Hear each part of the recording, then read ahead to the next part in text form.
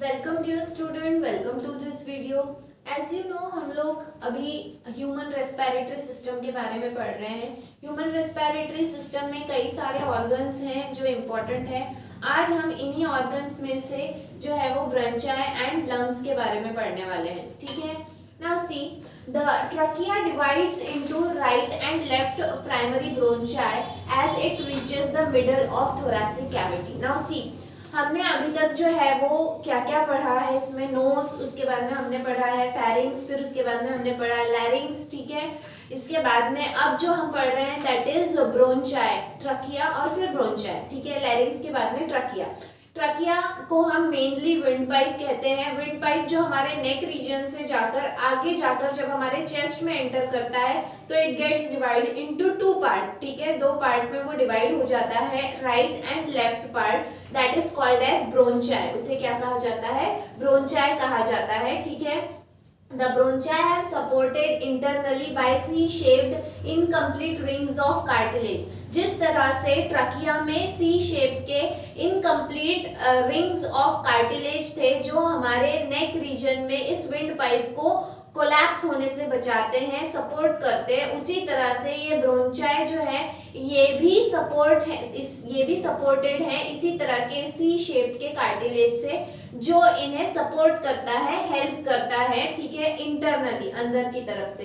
Then इसके बाद में the primary bronchi divide into secondary and tertiary bronchi which leads into terminal bronchioles ending into alveoli. Now see, ये जो भी main ब्रोंचाई है वो आगे जाके ब्रांचेस में डिवाइड होते हैं, सेकेंडरी एंड टर्शियरी।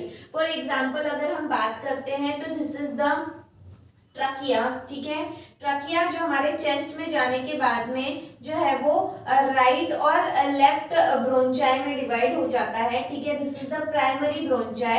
फिर इसके बाद में primary bronchi is divided into secondary bronchi and secondary bronchi are divided into tertiary bronchi. ठीक है, तो इस तरह से ये जो है वो आगे जाके ब्रांचेस में डिवाइड होते हैं and each and every branch ends with a balloon like structure। हमारे ब्रोंचियोल्स, ये जो भी ब्रांचेस होते हैं, छोटे छोटे ब्रांचेस होते हैं, now they are called as what? Bronchioles. और हर एक ब्रोंचियोल जो है वो खत्म हो रहा है, it is ending with alveoli. Alveoli क्या है? तो alveoli is nothing but it is a balloon like structure. जब हम जो भी एयर है इनहेल करते हैं तब ये बलून्स फूल जाते हैं और जब हम एक्सहेल करते हैं तो ये बलून्स जो है वो सिकुड़ जाते हैं। इस तरह से हमारा रेस्पिरेशन होता है। ठीक है, तो ब्रोंचाई जो है दैट इज द ऑर्गन और the part present next to trachea. Trachea जो है वो आगे चल के जब ब्रांच में डिवाइड हो जाता है तो हम उसे ब्रोंचाई कहते हैं। ब्रोंचाई जो है that is firstly divided into right and left bronchi and furtherly it is divided into secondary and tertiary bronchi, and those secondary and tertiary bronchi are divided into smaller branches called as bronchiole which ends with a balloon like structure called as alveoli। ठीक है, इस तरह से ये है ब्रोंचाई के बारे में। Next we have to see about the lungs. जैसे हमें पता है कि हमारा मेन रेस्पिरेटरी ऑर्गन, ह्यूमन का मेन रेस्पिरेटरी ऑर्गन जो है वो लंग्स होते हैं। ठीक है, तो यहाँ पे वही कहा है कि it is the main respiratory organ of human. One pair of spongy and elastic lungs are present in the thoracic cavity. ये जो भी लंग्स हैं ये पेयर में होते हैं, ये हमें पता है। एक पेयर होता है मतलब दो लंग्स होते हैं, दोनों ही जो है वो हमारे थोरैसिक कैविटी मतलब हमारे चेस्ट में जो भी थोरैसिक कैविटी है, रिब केज जिसे हम कहते हैं, उसके अंदर में प्रेजेंट होते हैं। ये स्पॉन्जी होते हैं। स्पॉन्जी इसलिए क्योंकि जब एयर इनहेल करेंगे तो ये फूल जाएंगे, जब एक्सहेल करेंगे तो ये सिकुड़ जाएंगे। ठीक है, इस तरह का इसका स्ट्रक्चर होता है, इसलिए इसे स्पॉन्जी कहा है। और इलास्टिक, ऑब्वियसली इसकी जो लेयर है अगर वो इलास्टिक नहीं रहेगी, फ्लेक्सिबल नहीं रहेगी तो ये मूवमेंट जो है कॉम्प्रेशन की और रिलैक्सेशन की, ठीक है, तो ये नहीं हो पाएगी। ठीक है, तो इसीलिए ये स्पॉन्जी और इलास्टिक होते हैं। Then each lung is enclosed and protected by a double pleural membrane, outer parietal and inner visceral membrane. ना देखो, हर एक लंग जो है वो जिस लेयर से कवर्ड है, प्रोटेक्टेड है, उसे डबल प्लूरल लेयर कहा गया है। जो आउटर है, बाहर की है, ठीक है, that is called as parietal membrane, और जो अंदर की लेयर है that is called as visceral membrane, ठीक है। Lungs are covered with the help of pleural layer और कवरिंग, ठीक है। यहाँ पे दो कवरिंग होती है, एक बाहर की तरफ, एक अंदर की तरफ। बाहर की तरफ की जो है उसे पैराइटल मेम्ब्रेन कहा है, जो अंदर के तरफ की है उसे विसरल मेम्ब्रेन कहा है, ठीक है। Then between the two pleura is a pleural cavity filled with a lubricating fluid called pleural fluid secreted by the membrane. The outer parietal and the inner visceral membrane secrete some fluid, ठीक है, ये कुछ fluid तैयार करते हैं। और ये जो दोनों लेयर्स हैं, जो भी प्लूरल लेयर्स हैं, आउटर लेयर, इनर लेयर, इनके बीच में छोटी सी स्पेस प्रेजेंट है, खाली जगह प्रेजेंट है, ठीक है, जिसे प्लूरल कैविटी कहा गया है। और ये प्लूरल कैविटी देखो, दो प्लूरा मेम्ब्रेन जो है इसके बीच में कैविटी है जो फिल्ड है, किसकी मदद से, it is filled with lubricating fluid, ठीक है, जिसे प्लूरा फ्लूइड कहा जाता है। और वो कौन तैयार करता है? सीक्रेटेड बाय मेम्ब्रेन, जो भी ये दोनों मेम्ब्रेन है वो ये तैयार करते हैं, ठीक है ना। The right lung is larger. अगर हम राइट और लेफ्ट लंग का कंपैरिजन करें तो जो राइट लंग है वो थोड़ा सा ज्यादा बड़ा होता है, ठीक है। क्यों? क्योंकि वहां पे हार्ट के लिए कोई स्पेस नहीं होती, और लेफ्ट साइड में हार्ट भी होता है, इसीलिए वो लंग थोड़ा सा छोटा होता है as compare to the right side, ठीक है। तो राइट लंग जो है वो थोड़ा सा लार्जर होता है and is divided into 3 lobes, 3 lobes में डिवाइड होता है। वहीं अगर हम लेफ्ट लंग की बात करें तो लेफ्ट लंग जो है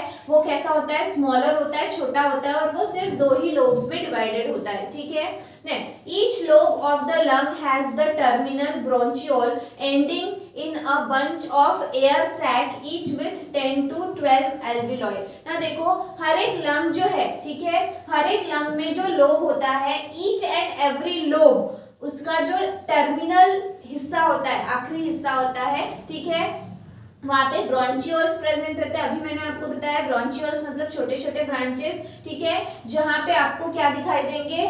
bunch of air sac. Air sac मतलब क्या? छोटे छोटे बलून लाइक स्ट्रक्चर या खाली कैविटी। सैक मतलब बोरा या पैकेट, ठीक है। तो एयर सैक जिसमें एयर आके जमा होती है और उसमें से एयर बाहर जाती है। तो इस तरह के जो एयर सैक्स हैं जिन्हें हम क्या कहते हैं? एल्वियोलाई। तो हर एक जो लोब है उसमें आपको कितने एल्वियोलाइज दिखाई देंगे?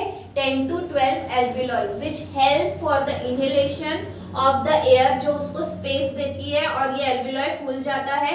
और जब हम एक्सहेल करते हैं एयर को तो ये उस एयर को जो है वो पुश करने के लिए सिकुड़ जाते हैं ताकि एयर जो है वो बाहर जा सके फ्रॉम योर रेस्पिरेटरी ट्रैक्ट। तो इस तरह से जो है वो आज हमने देखा ब्रोंचाई क्या है, ट्रकिया जो आगे चल के 2 पार्ट में डिवाइड हो रहा है जिसे हम ब्रोंचाई कहेंगे, और वो आगे चल के और छोटे ब्रांचेस में डिवाइड होता है। फाइनली ये ब्रोंचाई जो है वो कहाँ पर जाकर खत्म होता है? लंग्स में जाकर खत्म होता है। हमने देखा कि लंग्स जो है वो ह्यूमन का मेन रेस्पिरेटरी ऑर्गन है। It is divided into right side and left side, क्योंकि ये पेयर्ड में प्रेजेंट रहते हैं। राइट लंग जो है वो थोड़ा सा बड़ा होता है साइज में as compare to the left one, क्योंकि लेफ्ट साइड में हार्ट भी होता है, और हार्ट और लंग थोड़े पास पास में होने की वजह से जो लंग है उसका साइज छोटा होता है।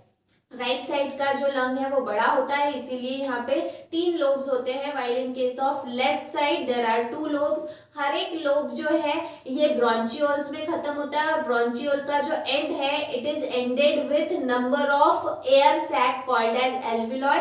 कम से कम वहां पे 10 से 12 एल्वियोलाई होते हैं, ठीक है। सो इन दिस वे आज के इस वीडियो में हमने देखा कि ब्रोंचाई क्या होते हैं और लंग्स क्या होते हैं। इसके बाद में 2 ही चीजें बचती है आपके ह्यूमन रेस्पिरेटरी सिस्टम में, वो है एक एल्वियोलाई और दूसरा है डायफ्राम। फिर उसके बाद में मैकेनिज्म ऑफ रेस्पिरेशन वो हम डिस्कस करेंगे। तो आज के वीडियो में इतना ही। Till then thank you very much.